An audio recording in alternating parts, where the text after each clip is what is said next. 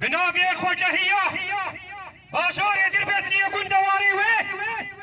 خوجهية بكروان جوان القطنة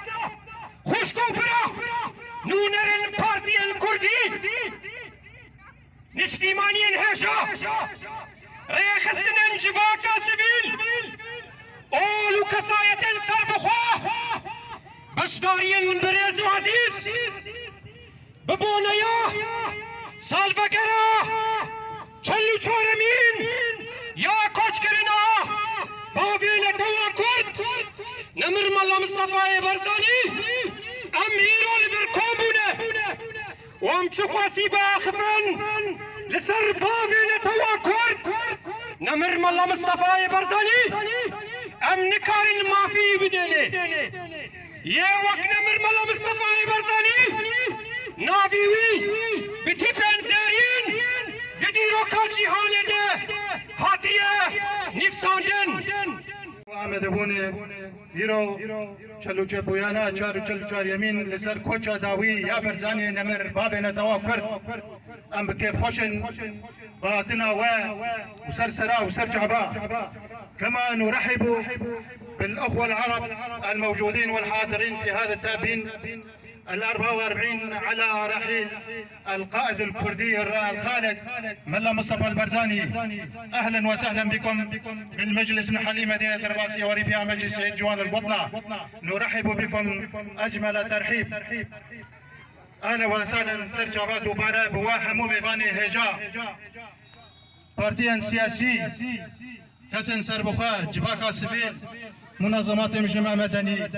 ام خيراتنا وتردد كان سرسره وسر جعبا. الو